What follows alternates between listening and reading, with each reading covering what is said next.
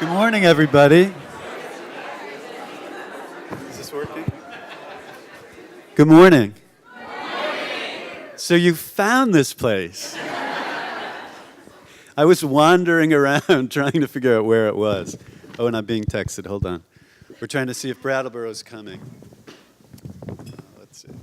They're walking down the Avenue of Flags right now. Wow. All right, we can applaud when they arrive. So there were 4 people who got here before anybody else. You know who you are. So you come on, stand up. You got to stand up. How did you find this place?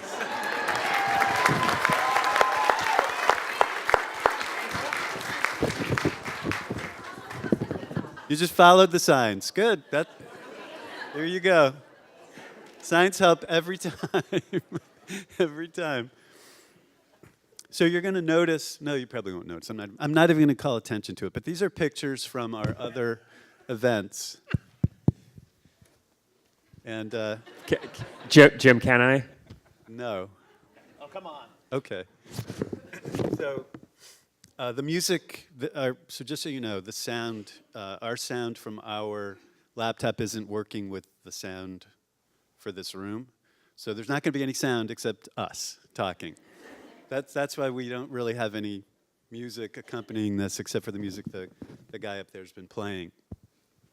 And we did have a video we were going to show you, but we're not going to show it. We're not going to show it. We're just going to talk our way through it and do an interpretive dance of it.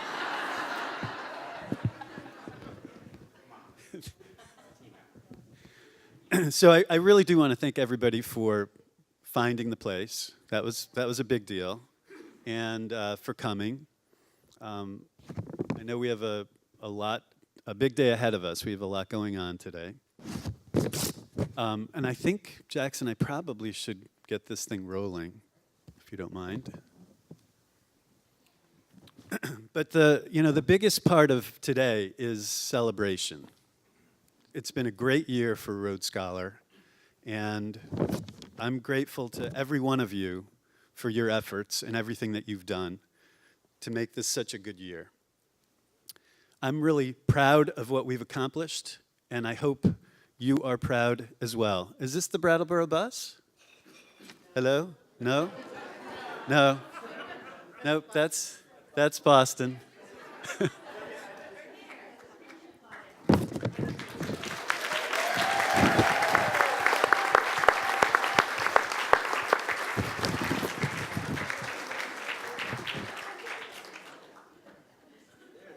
Wow. Did you guys take a bus together? We did. The silver line was really delayed. Ah. Vermont's Vermont here. is here.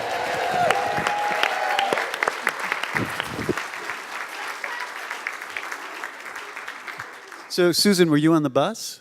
We had a little minivan from. Uh-huh. What? Okay, great. Great. Should I wait? Or- Okay. More people coming. So I'll direct your attention to this slide. You can download Slido on your phones, and you can ask questions throughout the presentation. Last 6 or 7 stragglers coming down the escalators in 2 minutes. Got it. So we're not probably going to answer the questions today, but we'll get you answers as the week unfolds. And just so you know what we're doing today is we're videotaping this whole presentation because we couldn't do a live streaming feed with all our field offices. So it's all going to be videotaped, and then when we run it for those offices, we'll have live commentary going along with it so people can ask questions. And anybody in the room who wants to see it again, because I know you're going to love it, you can always watch it again too. So I'll give it a few more minutes. Anybody have any good stories they want to tell? Anybody? We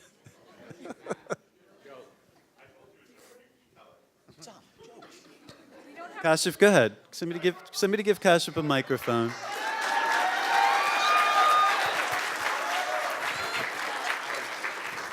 No? All right, Matt. All right, Matt, here you go.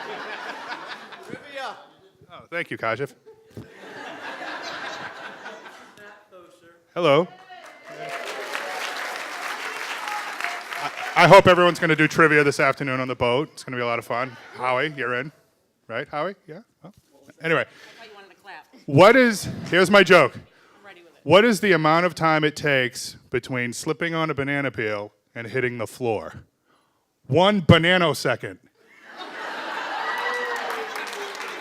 That was good. That was good. Wow. Is that a dad joke? Is this Brattleboro? Are you all from Brattleboro?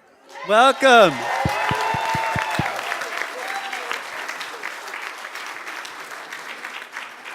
We're so glad you're all here. Okay, so we're going to get started. And I have to do a lot with this thing. So this is the Slido slide. If you want to get on Slido, you can do that now. And now we're going to get started with the strategy update. So everybody knows RoadScholar is a not-for-profit organization, right? And what does that mean? It means that we aren't owned by anybody. We don't have any shareholders. It means that the money that we make, or the surplus, if we are fortunate enough to make a surplus, goes back into the organization. And that means that doing well helps us do good.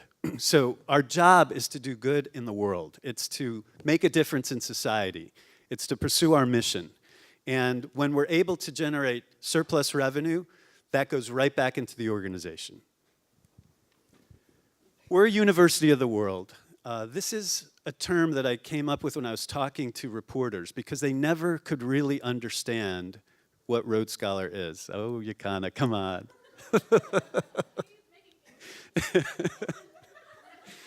We're having a little laughter. It's fun. We should have fun today. It's all about having fun. You should be celebrating. There's a lot to celebrate. We're a university of the world because we run programs that nobody else really would think to do. I mean, people don't do this commercially because they couldn't really make a lot of money doing it. And so when you look at a RoadScholar catalog, it really is like looking at a college course catalog. Our mission inspires adults to learn, discover, and travel. And we do believe learning is the journey of a lifetime. It doesn't end. Our operating practices these are kind of the rules of the road that I hope you all will keep in mind every day. There are no sacred cows. We should always be looking at processes and procedures that are hindering our ability to get our work done or to meet our strategic objectives. The participant lens is so critical. We have to think about what our participants are thinking when we make decisions. So as much as possible, we want to bring in their perspective. Fail fast opportunities. If we don't innovate, if we don't try new things, we're never going to get to the next place. So failure and innovation are two ways that you get to a better result. Partnerships are really when we can find somebody that can do it better than we can, who can expand our reach, who can enhance our capabilities. We should be partnering. And then finally, critical thinking is really what we all have to do every day. If you are doing something, if you have a task or a process or a procedure that you just mindlessly do and have no idea how it impacts others around you or the work that other people are doing, you can really think about how what you do impacts everything else. And so we have to think critically about our work, about the way that we look at the processes and the work that we do, and try to enhance it and try to do better. So I'm charging all of you. I would ask you all, think about what you do, think about ways to do it better, talk to people around you who you think could help impact the results, and let's try to make the organization a better place. This is our mission. What do I call it? What? Well, that's a graph, yeah. But it's a listen, it's hard to ad-lib all this time. This really is our operational mission. So these are the critical activities that we undertake to do our jobs every day. It starts with talent, all of you. If you weren't here, there would be no organization. Your work creates high-quality programs. High-quality programs create transformational impact in the lives of our participants. That impact generates more enrollments. Enrollments generate more revenues and surplus. This is everything that we do. This is a big deal. And it's this whole circular cycle of activities that really drive the organization. In fiscal year 18, so we're going to do a quick run through fiscal year 18 before we hit fiscal year 19. In fiscal year 18, we generated 115,750 enrollments. That was a 9% increase.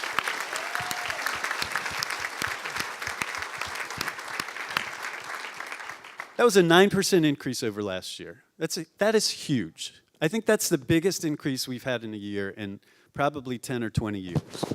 It's a big, big deal.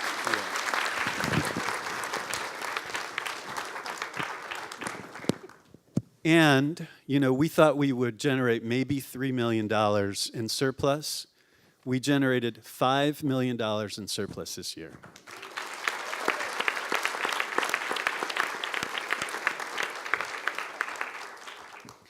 So what's going to happen with that? Well, we are looking at ways to invest. There are three things. Three things are going to happen with that revenue.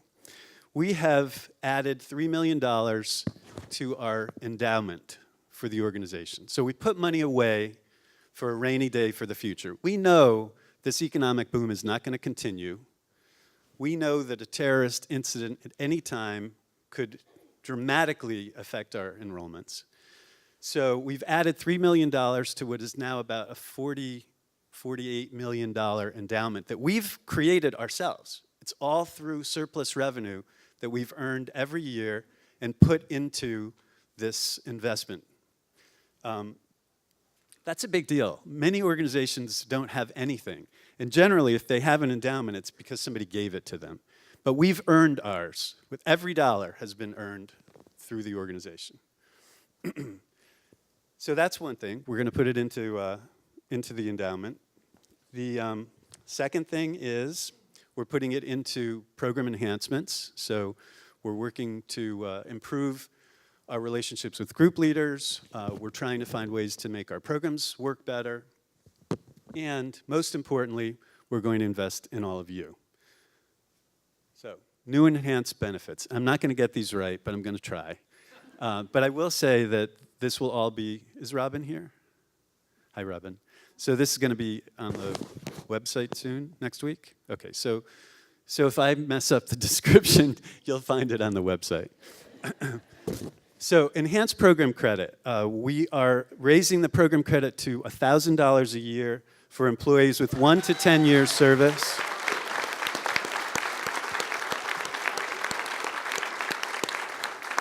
And $2,000 a year for employees with 10 years of service or more.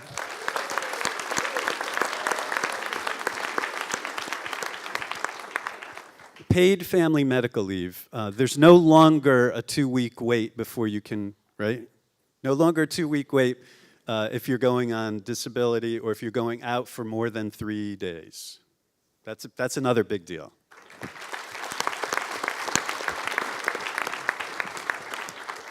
We're subsidizing your monthly travel. Up to $150 a month.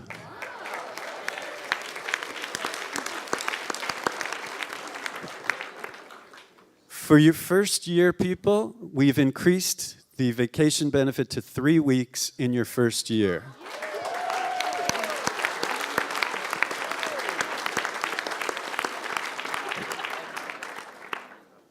Tuition reimbursement is now going up to $5,000 a year.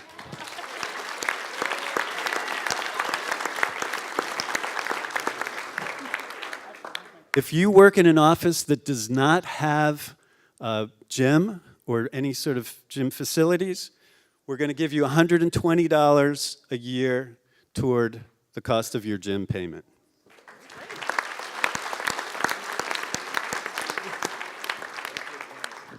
We are going to launch an enhanced sabbatical program, so you don't have to wait 25 years anymore. Yeah, I waited 28 years. After 5 years, you'll be able to take a sabbatical, a short sabbatical, not a long sabbatical, but it's additional time for you to just rest, relax, and refresh. So we'll have more details on that in August.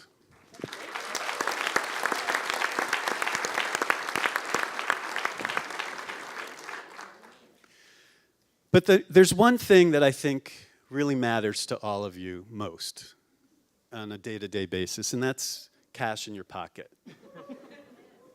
Right? I mean, we gotta live, we gotta eat. So I've authorized the payment, well, first of all, let me just say, for everybody who's been on staff before March 1st, I've authorized the payment of $1,000 to everyone. But we've increased that to $1,200, so you actually get $1,000 after taxes.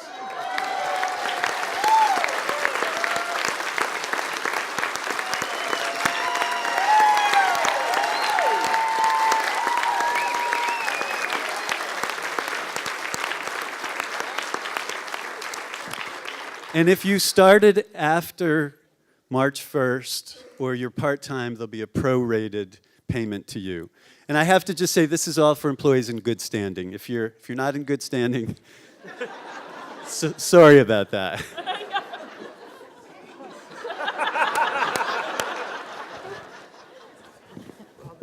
And that goes to everybody across the entire organization. So thank you.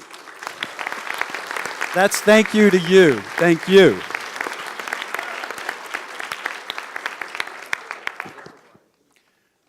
Oops. Okay, so strategic priorities, what are they? Why do we do them? We have 5 for fiscal year 18. Strategic priorities are our attempt to focus interdepartmental attention on specific issues that we think have to be accomplished in order to move the organization forward closer to its longer-term visions. So it's not the day-to-day stuff, it's calling out 5 specific things that we think are critical to the future of RoadScholar. And we're going to start. Hey everyone. Ooh, good, it is working this time. My name is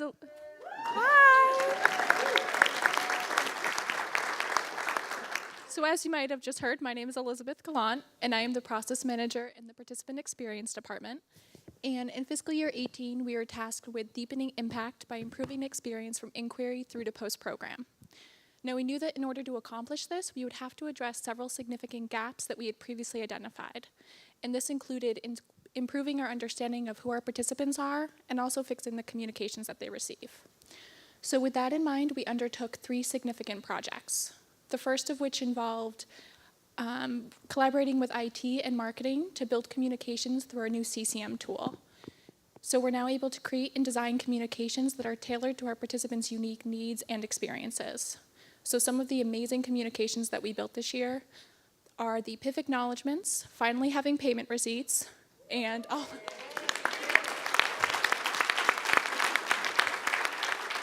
and finally having cancellation notices as well.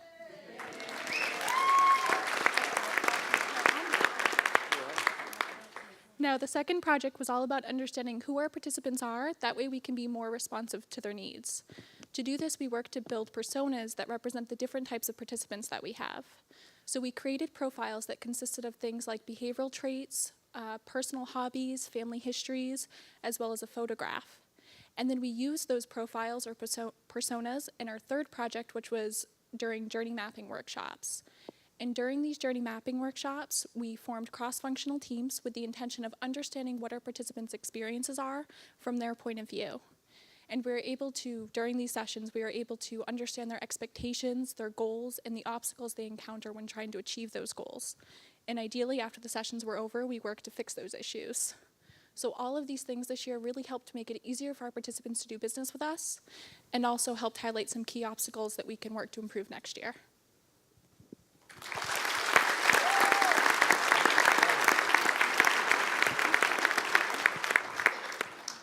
Hi, everybody. I'm Elaine Chu from the contracting team, and I'm wearing green and black today because I'm here to talk about money. And we're in the black. To meet our goal of increasing net tuition revenue and surplus, our strategy was to increase direct buying in multiple regions around the world. For fiscal year 18, we exceeded our goal and achieved $1.1 million cost of goods surplus savings through contracting directly with more hotels worldwide, especially in Europe, and improving our local supplier contracts and negotiating more favorable contracts based on volume. The Adventures Afloat team, Adventures Afloat wave, so we know who you are, secured $551,000 in co-op support. That helps to pay for our marketing. And that is an increase of 85% over calendar year 17. Hey, good morning, everybody. My name is James Hogan, and I work as an inventory specialist in our tuition and revenue management department. So in addition to generating a surplus through cost of goods savings, as Elaine was talking about, we've been able to increase our net tuition revenue and surplus by managing our inventory better. So what exactly does that mean? So through our newly formed inventory management team that we've developed a capacity planning process in conjunction with weekly inventory reporting, where we're looking to achieve three major goals. The first, that we're ensuring that we've secured the amount of capacity that we feel we can sell based on historical data, while strategically opening up select departures and keeping others in holdbacks. This allows us the opportunity to fill more departures while also giving us the flexibility to quickly open an additional date when we're projecting to run out of space. The second, we're requesting additional capacity on programs where we recognize we have an opportunity to sell more space that we may not have initially planned for. Third, we're consolidating programs further in advance with the idea of canceling less participants and increasing load factor on our remaining dates. Yeah.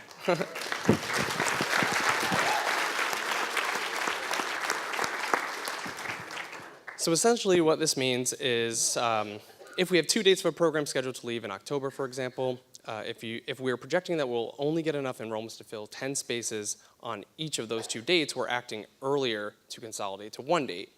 So instead of paying for 2 group leaders, 2 coaches, et cetera, we're running 1 full date with 20 with 1 coach, 1 group leader, essentially spreading our fixed cost across more participants. So bring that back full circle.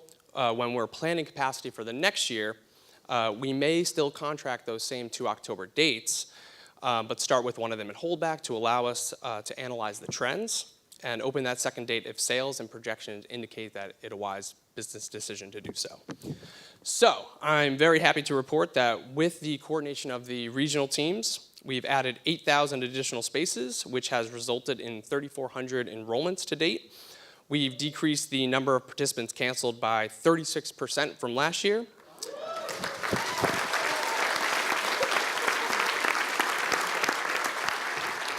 And we've achieved a higher fill rate going from 73% to 78%. So along with enrollments increasing by 7% from January to June of 2018, all of this translates into an extra $1.3 million in additional revenue, which far surpasses our goal of $400,000.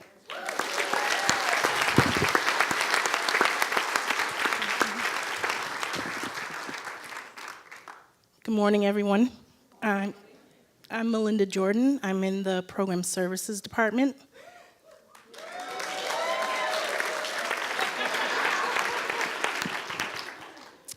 I'm no, one time only. I'm here. Okay, Larry. I'm here to talk about a couple of the accomplishments we've had in 2018 related to the Core Systems Replacement Project, also known as CSR. Yes, yes. First of all, it's a multi-year, multi-phase, multi-department project. We broke it out into phases because if you tried to do it all at once, we'd probably not make it through so one of the first phases of the CSR initiative, excuse me for 1 second. I don't have my bifocals today. Has been running on the fuel of some very dedicated employees from the programs, finance, tuition revenue management, and IT departments. This collaboration has achieved the following. We discontinued use of the old system of record for costs and pricing of our internally operated programs. So imagine peak 15 on the floor. That was us. Finance, TRM, and program staff are now using our new system, Travel Studio, for evaluating costs, determining pricing, and paying vendors for our internally operated programs. We have priced 425 programs out of Travel Studio, and every day that number rises. So just to clarify, that's programs and all of the departures that go with those programs. Big deal, big deal.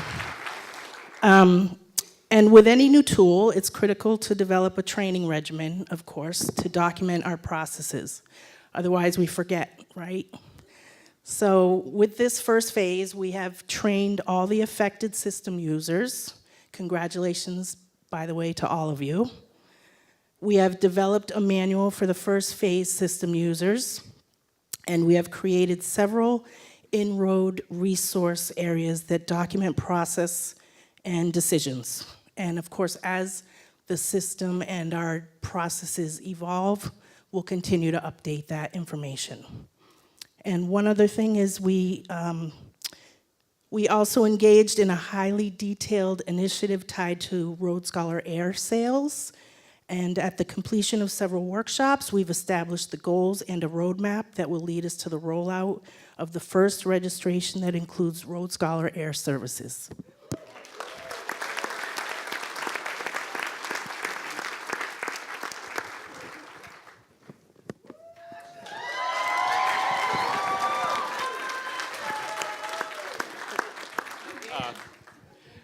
I'm very happy to report that on April 9th, we went live with Salesforce.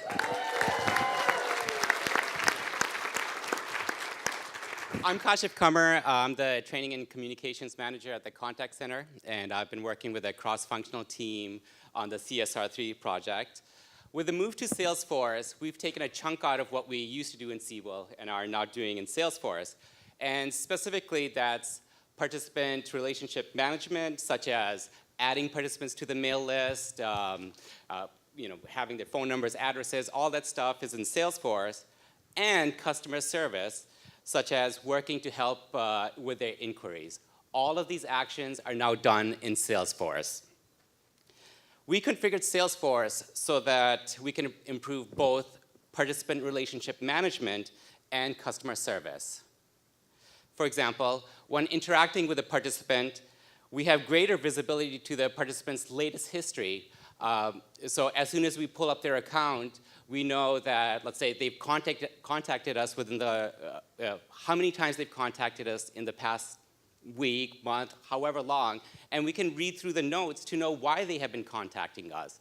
So this way we know that what the issue is are, we're knowledgeable, and it helps us resolve their issues more quickly. Another example is that as soon as we pull up the participant's account, we see a list of their outstanding issues, inquiries that they have sent to us by email, or any other inquiries that we need to resolve, which we can acknowledge and address right there during the interaction. We've just touched the surface of this powerful tool that is Salesforce. In the coming year, we'll be rolling out more features which we think will improve not only the participant experience, but the advisor experience with using Salesforce. Thank you.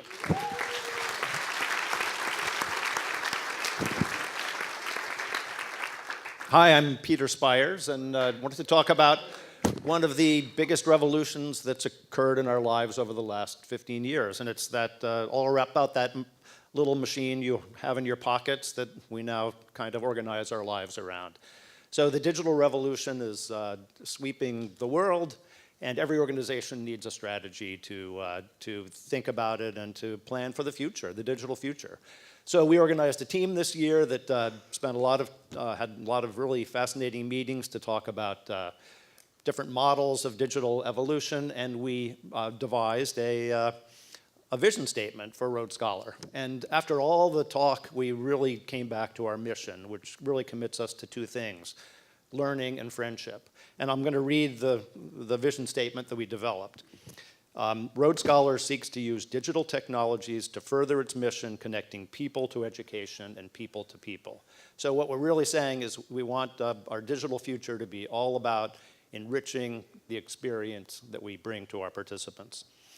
So in order to, while at the same time we were thinking about this kind of vision, we wanted to take some baby steps into some real digital applications. So we tested 2 applications this year, and I'm going to talk about one of those, and that we used an app called TripCast, and on 25 programs in New Mexico and France this spring, we made this photo sharing app available to our participants.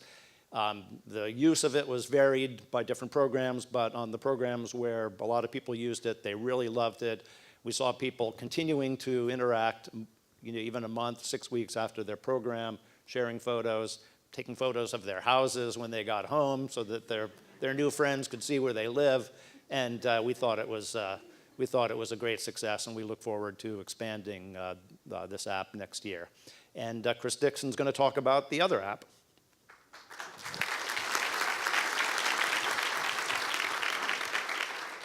Thank you, Peter. Good morning. I'm Chris from IT. Last month, we tested a digital prep mat app on 2 programs here in New England. Our goal was to enhance the program experience by providing an alternate way to deliver preparatory materials to participants and to learn more about how they use technology. The IT R&D group worked closely with participant services, travel services, and programs to launch the app. This was a joint effort. Thank you. We used an app by an outside vendor in order to quickly test this concept. This app allows participants to have all necessary program information at their fingertips, freeing them from paper printouts. The digital prep mat app. All right, thank you. Thank you. The digital prep mat app has some great features. First of all, the group leader can make changes to the daily itinerary at any time. Participants receive these updates immediately in the app on their mobile device.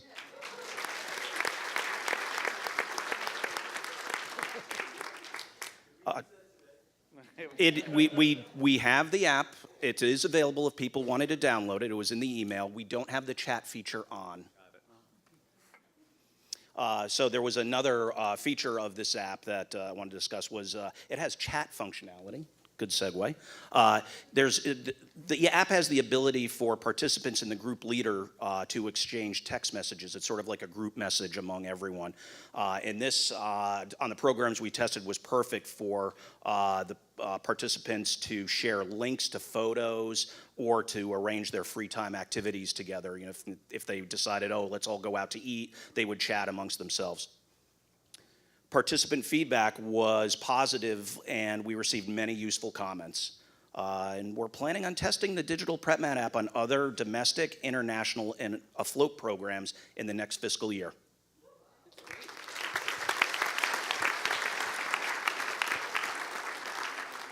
So we're gonna have a little commercial break here and push Tripcast on our RoadScholar group here today. So how many people downloaded the Tripcast app? Great, a lot. It was, I was just checking even after the presentation started, and 91 people had already downloaded it, and there were already 30 photos. There were photos from the bus from Brattleboro, photos here in the hall, and that's a great start to what we're trying to do. So we're going to use it during all day, and we encourage those who haven't downloaded it yet to do so. And next week, we'll look at all the photos and select the one that best captures the spirit of the event and award the photographer an extra vacation day. So if you can, if you need any help with the app, there are 4 of us who are kind of admins. It's Brian Conley, who's here, who's up there in the back, and then Chris Dixon, Paige Davis, and myself. So we can invite you from our phone right during the event. So if you'd like to join and can't do it any other way, come and see us and be part of this fun project.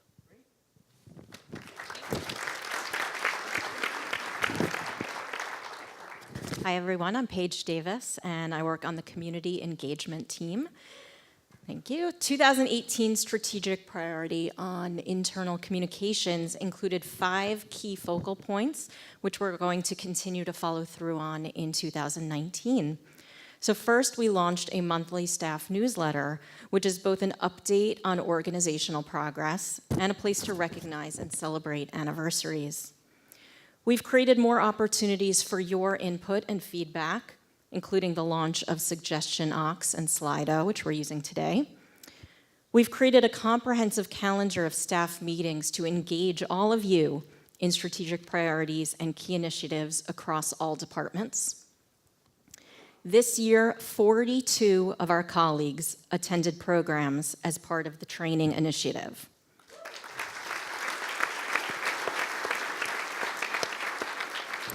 And lastly, we've developed employee enrichment and learning activities, including bringing in outside experts, Third Thursday campus-wide celebrations, and the launch of RoadScholar's wellness program, all under the umbrella of STARS, supporting talent at RoadScholar. Thank you.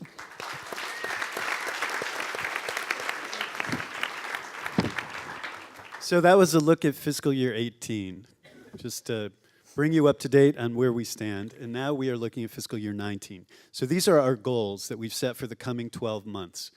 We expect to increase enrollments 8% to 125,000 in fiscal year 19. We are looking to increase quality on every one of our program lines and to increase participant impact, which is the transformational aspect of the program and how it impacts people's lives.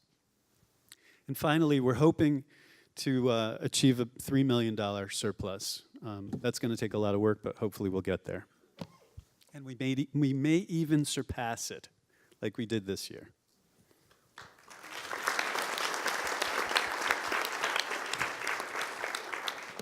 When you start the process of strategic planning, it's just as much about what you say no to as it is what you say yes to. And so there's a theory that's been created by a professor at Harvard that these are the 3 critical aspects of every organization. Operational excellence, how you get things done, customer intimacy, the way people feel about you, and product leadership, the product that you create. So when we looked at, and he says, no organization can be the best at all 3. So you really have to pick one. You have to pick one to be the best at. And the other 2 you can be good at, but you're not going to be excellent at it. So when we looked at RoadScholar, we looked at our history, we looked at our future, we looked at our present, it seems to us that we are the product leaders. I mean, we created this space. We created educational travel. It didn't exist before we came along for adults.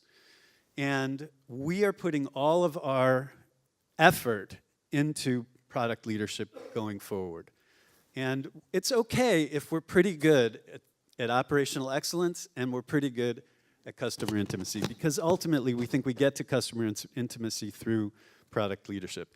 We're using the term product deliberately because even though we create programs, it's possible as we go forward and think about what this means for us that we may create a whole new service that doesn't exist today. And so rather than use the word program, we chose to continue to use the word product that the professor used in his thinking. There's a multi-year strategic priority that we've set, and it's scheduled to conclude in fiscal year 21. It starts with, there are 3 critical points. It starts with program impact. So we want to be the best that we can be in our programs. The second is program margin surplus. We want to make sure that without corresponding increases in tuition, we're able to increase the margin and revenue that RoadScholar makes. And when you heard from James and Elaine, what James was saying is really critical. We learned how to create more revenue without increasing tuition. That's gigantic.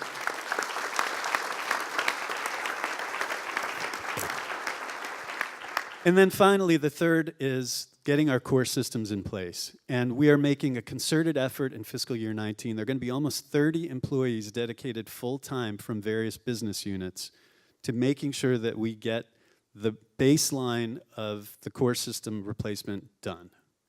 So it's going to be a big deal for us. All right, let's move on. Strategic priorities. So there are 5 again. 2 are being carried over, 2 are new. Forget that. There are 5 that we're carrying over, and we're just going to go right to the first one. All right, Howie, if I start dying up there, hold that up. Okay. Okay. I'm Katie Palmer from Group Leader Services, and I'm going to take a few minutes to talk about product leadership. As innovators and leaders in grandparent travel, we want to double enrollments to 15,000 by 2020. New programs, intergen get-togethers, and expanded age ranges on successful programs will help us reach that goal. Our original program model has been refreshed for a new audience. Retreats are our campus-based programs, low prices, great local educators, and a perfect setting for developing the group camaraderie that is a hallmark of our programs. Winter Inn has grown fast and organically, reflecting our ability to quickly build on success. The programming is great value, off-season week-long getaways in the Mediterranean, and we're expanding to new destinations. One of the ways to support this growth and development and exceed our NPS goals is to strengthen group leader performance. So some of our fiscal year 2019 goals are to train 100% of our internal group leaders. And this would be in a multi-day, 3-day training. It gets them out of the classroom and into the field. So our group leader managers are able to see what our group leaders are all about. 2, create scheduling roadmaps for all internally run programs. This gives the group leader managers the ability to schedule group leaders based on capability rather than availability. And finally, drive real and relevant and spontaneous learning initiatives to drive learning outside of the classroom. We are confident that focusing on these strategic initiatives and priorities will help us hit our fiscal year goals.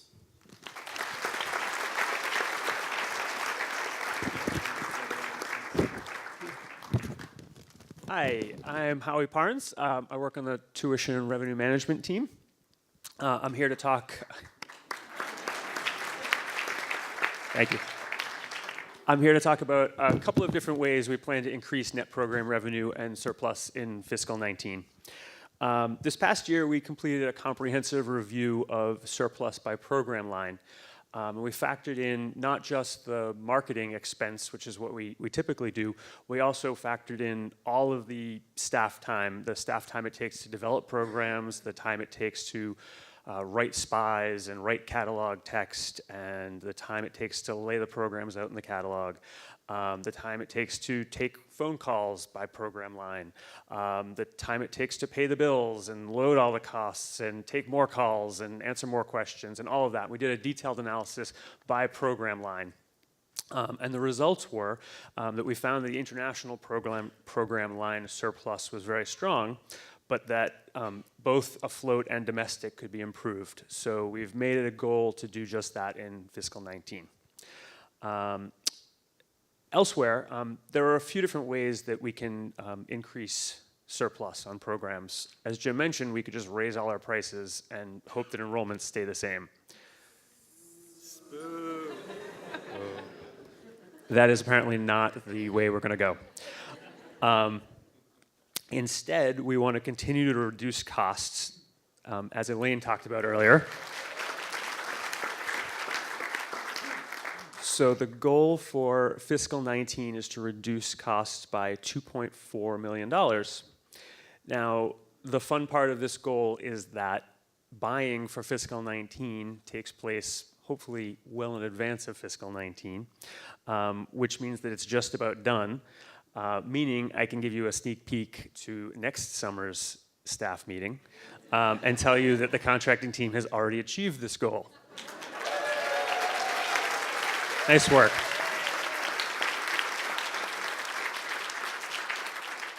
And as James Hogan was talking about earlier, the other way we want to increase surplus is by better managing inventory. By running fewer under-enrolled dates, we plan to save an additional $1 million in fiscal 19. Good morning, everyone. My name is AJ Graham. I should just clarify, I know I told you all if you clap for me, I'd buy you drinks, but you all now have $1,000, so that offer is no longer valid, okay? All right, I just want to clarify that. So I'm going to talk about priority number 3, and that's really to support our enrollment growth. We really need to invest in a strong foundation that allows us to be more efficient and operate with fewer exceptions. Offering air choice at the time of enrollment, including seating and routing options, is really going to be a critical cornerstone to supporting that growth. As we all know, getting to the end destination can be one of the trickiest part about traveling, and improving that for our participants is really vital to supporting our growth.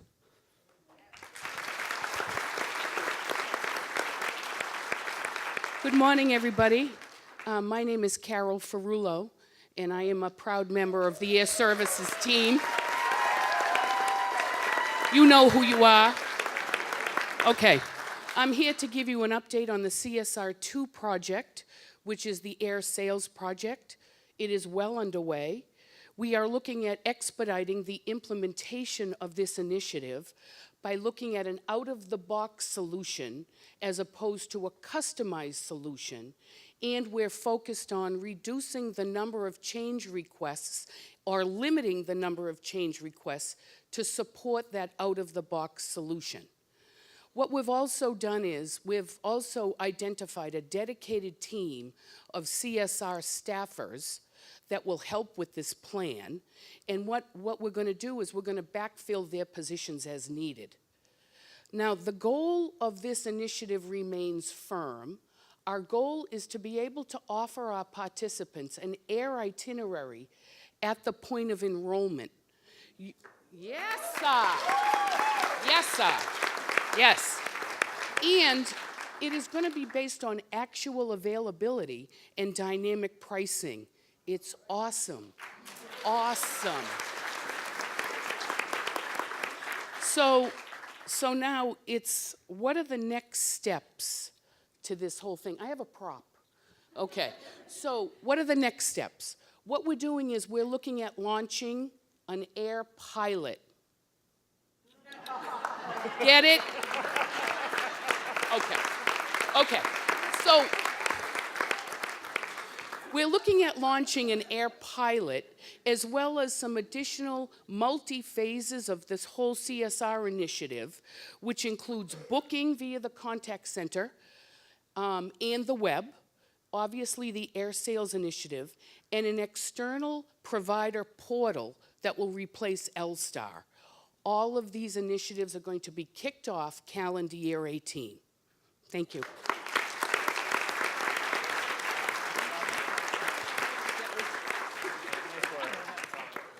Carol's a tough act to follow, so I'll do my best. I'm Lucy McClelland, and I work in the Participant Experience Group. In fiscal 19, we're going to continue to grow our knowledge of the customer communication management tool that Elizabeth talked about earlier. We're going to transition all remaining communications, including the billing statement, air emails, and prep mat and evaluation notifications. And we're going to continue to working on the obstacles that came up during our journey mapping workshops. We're also going to create a plan to come to baseline for customer experience and explore what customer intimacy means to us. Now, this may include competitor research, looking at what companies who are leaders in this discipline are doing, and our own customer research. We're also going to take a customer experience maturity assessment to see where we should grow our program.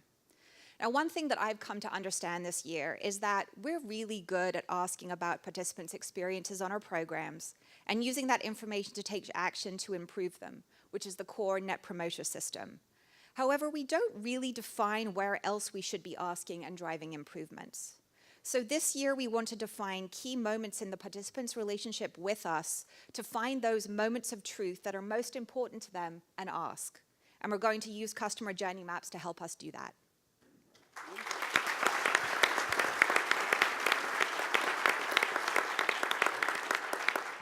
Good morning, everyone. I'm Lisa Shea from the Human Resources Department. And I'm here to talk with you about strategic priority number 5 for FY19. And this year, we are going to continue our focus on developing manager effectiveness. And we're going to do that by continuing to offer our Management Essentials training program that many of you have already taken.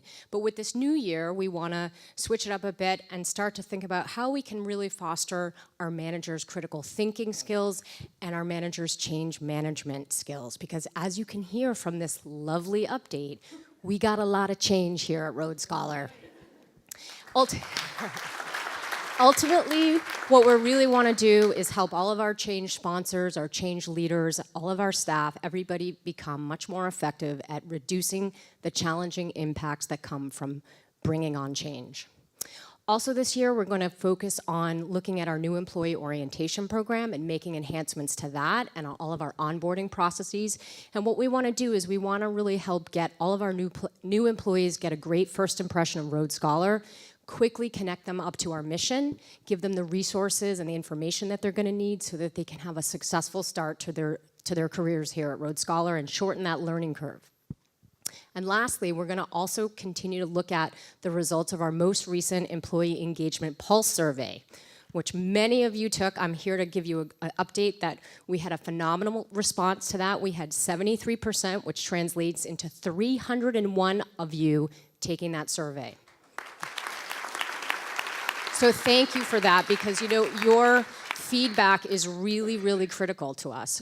Being able to know what you think and hear your voice is really important as we start to think about planning what it is that we want to do to further push employee engagement across the organization. So thank you.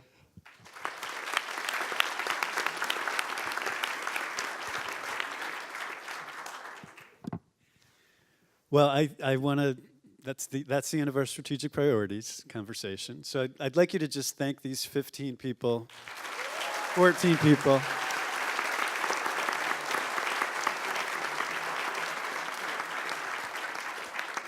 It's never easy to get up in front of your peers, but I think they did a great job, and we're all having fun.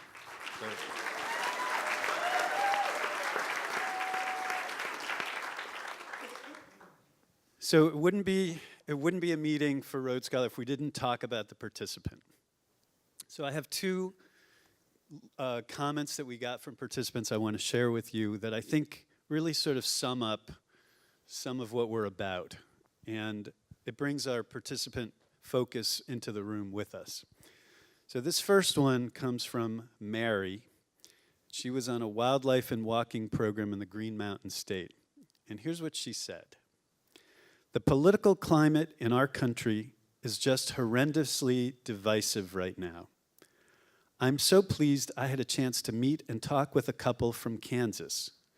We are on opposite sides of the political spectrum, but had great discussions and discovered much more in common than not. It was so comforting to me to be able to once again enjoy civil discourse, disagree, but find common ground and come up friends. They felt the same way about me, and that restored a bit of my shaken faith in my fellow Americans. Never thought I'd experience that on a nature walking RoadScholar program.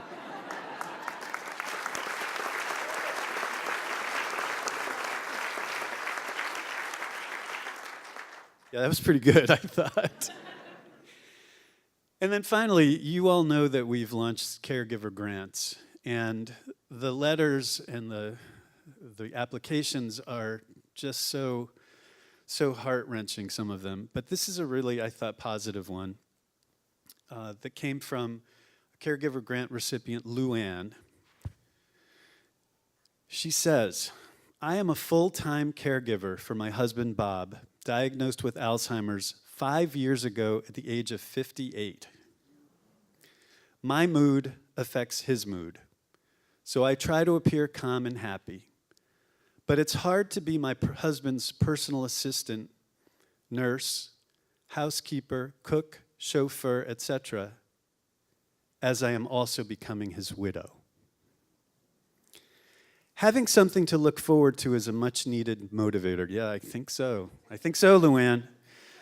When I learned that RoadScholar offered caregiver grants, I found a program that got my heart racing, and it was exceptional in all ways.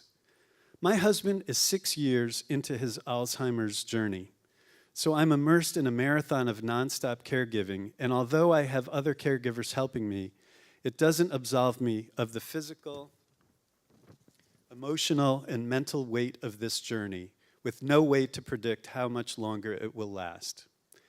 There's no way I could have afforded the RoadScholar trip without your very generous grant. So thank you with all of my heart for making this once-in-a-lifetime opportunity possible. It really made a difference in my life.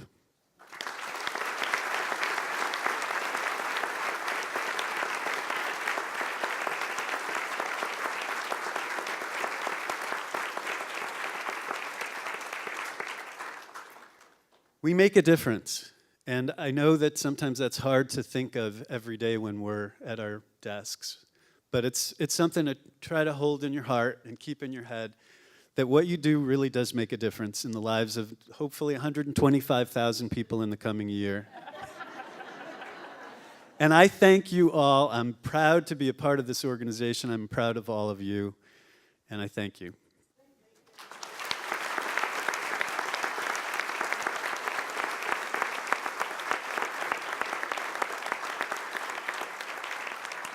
So now if you thought it was hard getting into this room, these are the instructions I've been given to tell you how to get to the boat. And I'm assuming there will be people along the way who will help.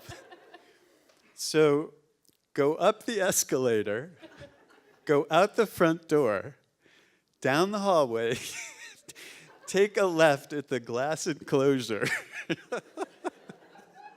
go down the stairs to the street level, and take a right. The boat is at the end of the building.